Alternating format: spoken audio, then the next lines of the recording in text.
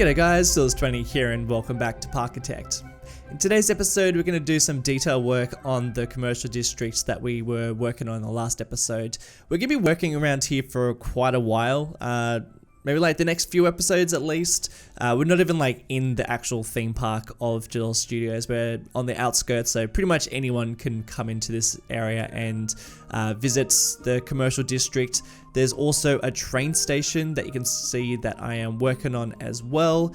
This is where people are going to be entering the park, so the actual physical entrance of the park, which is like a really cool way to get to the actual theme park. I think it's really nice seeing people actually leave the station to come into the studio, and then not the studio, the theme park. It's not just a studio, although we should probably make a studio segment of the park. I think that'd be pretty cool.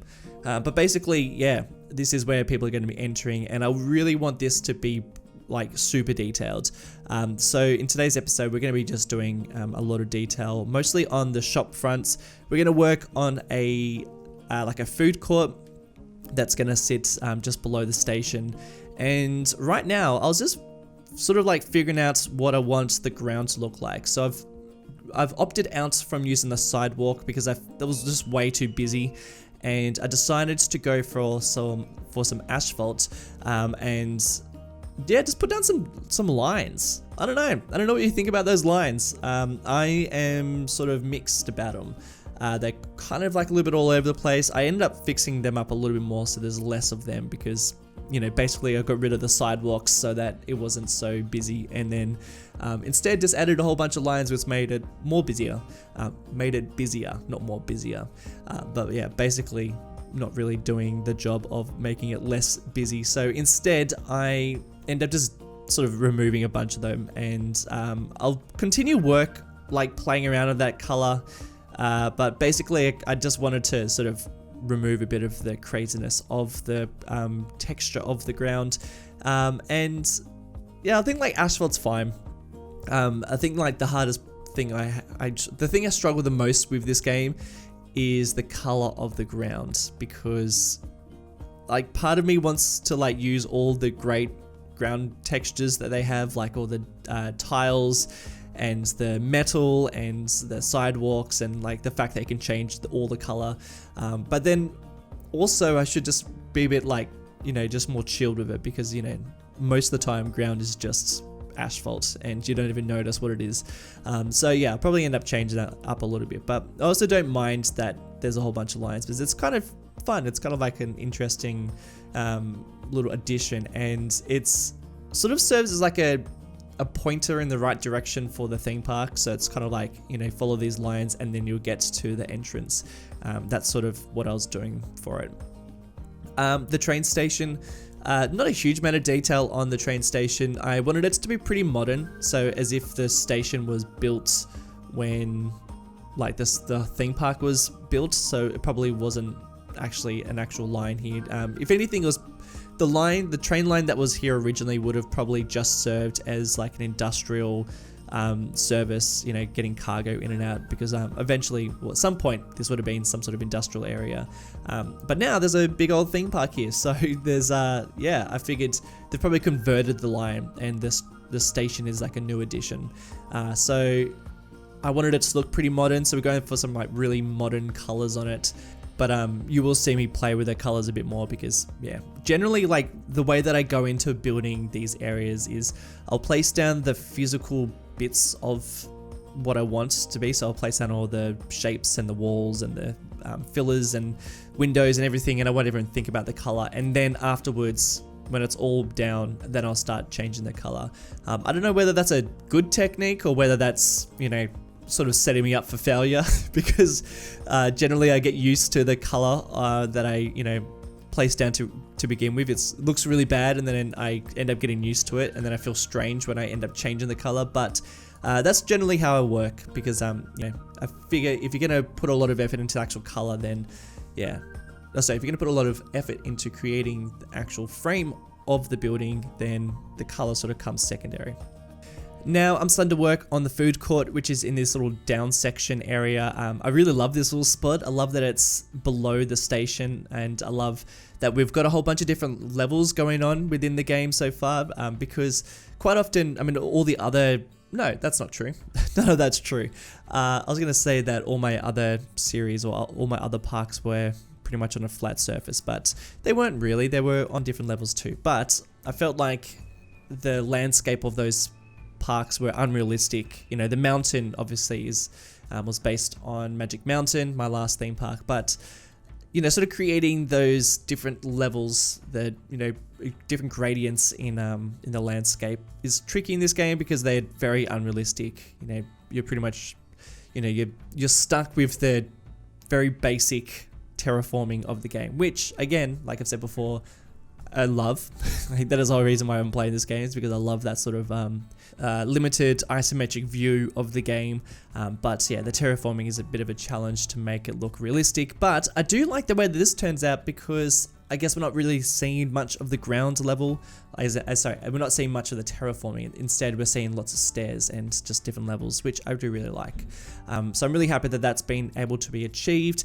Alright, I need to give you a bit of context about some of the food stalls that I'm putting down. So you can see I've got a McDonald's, a KFC, and I've also built a Subway, which I think the colors and everything look pretty nice. I do like the way that they turn out, but I decided to get rid of them because I don't know, as soon as I placed them down, I was like, oh man, that looks like Subway, that looks really cool, like that's a McDonald's, KFC, sweet. But then after a while, they just didn't fit right with me. I kind of didn't like the fact that I had a McDonald's and a Subway, or just these brand names within my theme park. So I thought, you know what, to stick with the bulkiness and the creativity of this game, and you know, to make everything, you know, look this sort of like blocky type of isometric view that we're kind of going for, I thought, you know, instead I'm gonna create my own fast food joints.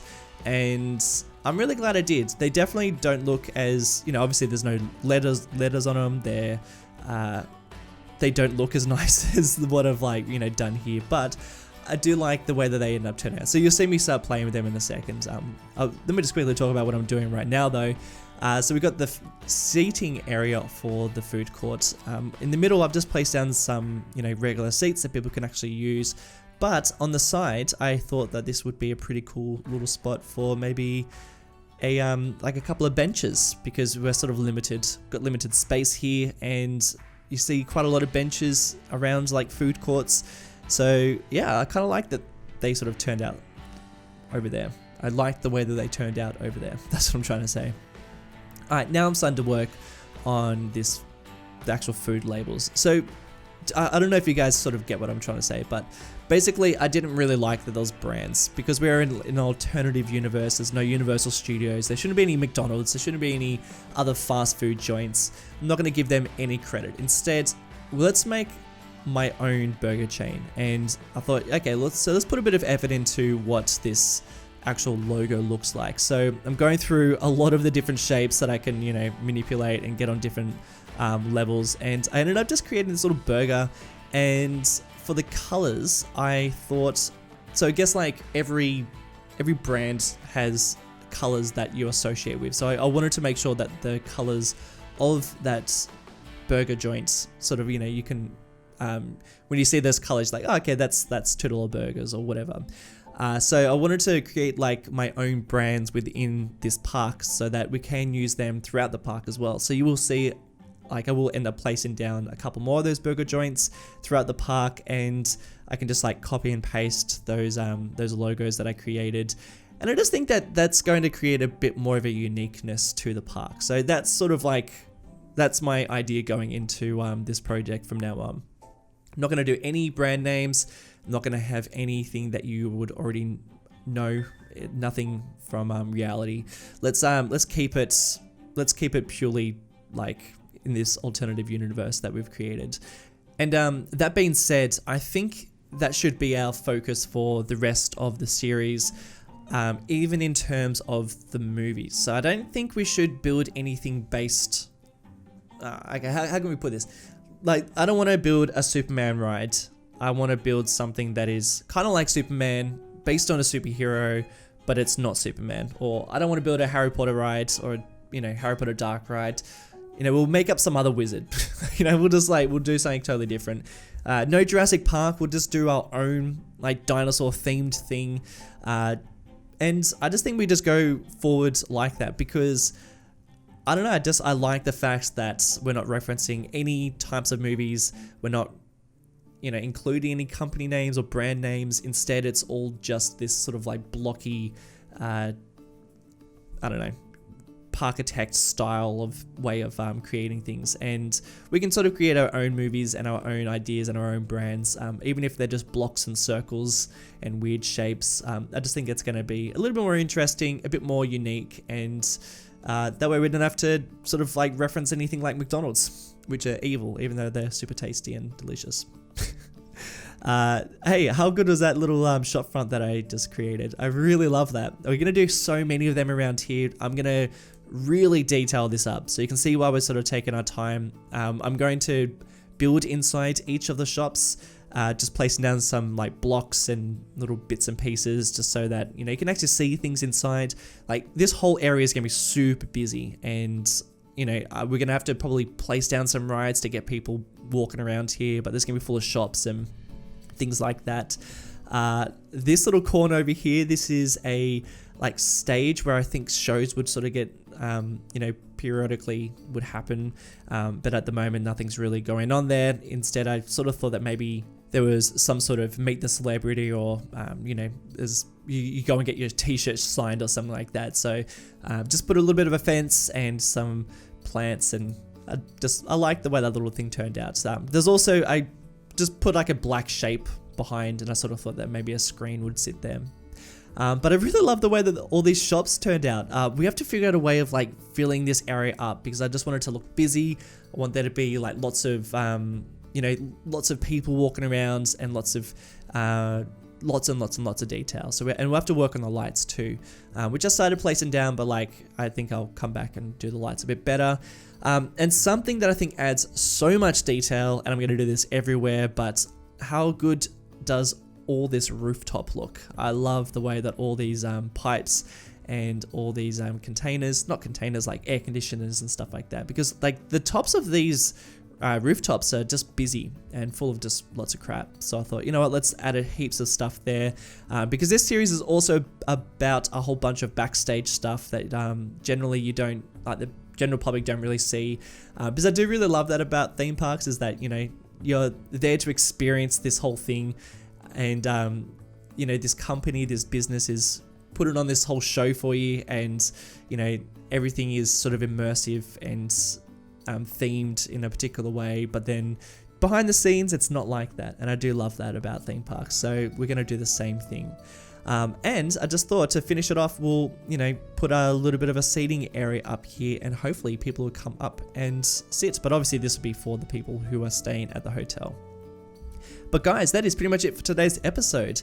A little bit shorter, actually probably about the same size as the last one, but next week's episode is going to be much longer. And yeah, we're going to have a little go at seeing people come into the park, and we'll test it out, see if it's all working.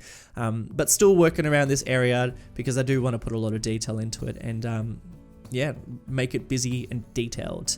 But yeah, guys, that is it for today's episode. Thank you so much for watching. Really loving these episodes, and really glad you guys are keen for them too. Before I go, I do want to give a special shout outs to some of my patrons like JPK, Stephen Bordessa, and El Hood. Guys, thank you so much for watching. Very much appreciated, and I'll see you in the next one. Bye.